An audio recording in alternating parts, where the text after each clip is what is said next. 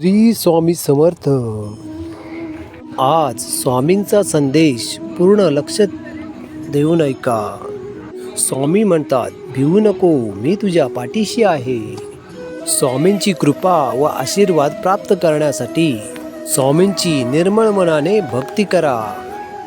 स्वामींना तेच लोक आवडतात जे दुसऱ्यांवरती दया करतात किंवा कोणत्याही लोकांचा तिरस्कार करत नाही. अशा लोकांच्या पाठीमागे स्वामी नेहमी उभे राहतात.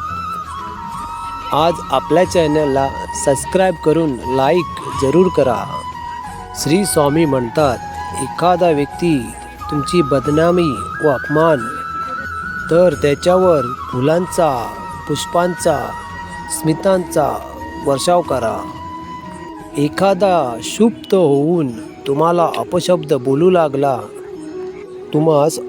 बोलू लागला तर त्यावेळीस तू असं का बोलतोस हा प्रश्न त्याला विचारणे म्हणजे आगीमध्ये तेल ओतण्यासारखे आहे. तर दुसऱ्यांचे दोष आपल्या मनात ठेवू तर ते लवकरच आपले होऊन बसतील.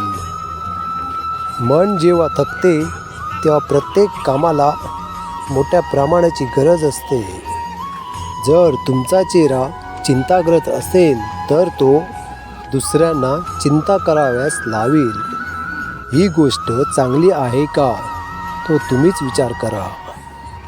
स्वामी म्हणतात, जेव्हा दुसरे चुका करतात तेव्हा त्या चुका तुम्ही मोजत बसू नका. त्यांचा तो दोष नाहीसा करण्यासाठी तुमचं सामर्थ्य लागेल असा विश्वास वाटण्यास त्यांना मोकळीच द्या. प्रेमळ, शुद्ध, योग्य आणि समजावून दिल्यास गैरसमज दूर करणे शक्य होते. पाय घसरल्यास कदाचित सावरला येते, पण जीभ घसरल्यास त्याचा मनावर खोल ठसा उमटतो. तो जीवनभर माणसाला सतत रुचत असतो. सौंदर्य व गुणाकडे प्रत्येकजण आकर्षित होतो. कुरूप गुणहीनामाला मदत करणे हा दुर्मिळ गुण होय. उघडपणे रडण्यापेक्षा मनातल्या मनात रडणे हे जास्त अपायकारक आहे. मुक्त अश्रू सहजपणे पुसता येतात, पण गुप्त अश्रू व्रण निर्माण करतात. स्वामी म्हणतात, लोकांच्या हावरटपणामुळे दुसऱ्याच्या भूक करत राहावे लागते. वाटून कसे घ्यावे हे जर आपणास कळेल तर हा प्रश्न सोडविणे शक्य होय. डोळे वापरता येणे अगदी खास देणगी आहे. तेव्हा डोळ्यांवाटे आपण दुसऱ्यांना प्रेम, शांती व सुख देऊ शकत नाही. आपण एखाद्याशी स्पर्धा करत आहोत असे वाटून देण्याचा कधीही प्रयत्न करू नका.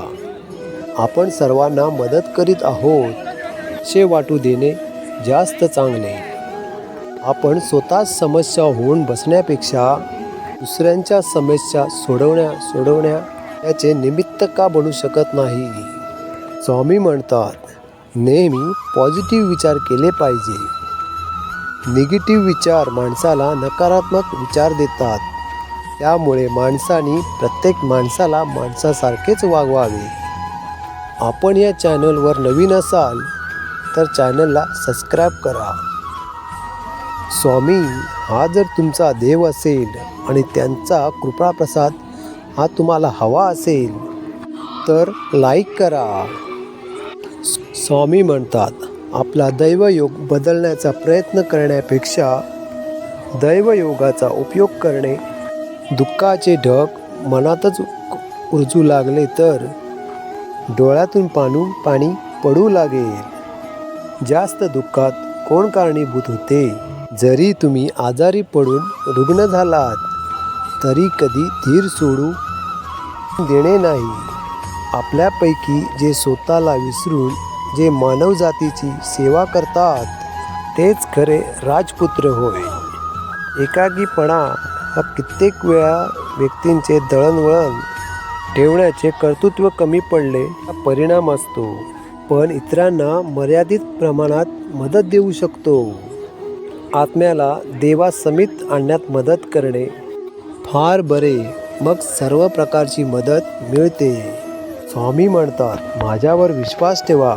मी त्या लोकांची मदत करतो जे मला मनापासून आवाज देतात व माझी मनापासून भक्ती करतात किंवा कोणाला त्रास देत नाहीत. अशा लोकांच्या मी नेहमी पाठीमागे उभा असतो. संकट टाकले असता स्मित हास्य करणे हे स्थिर मनाचे फलित होय.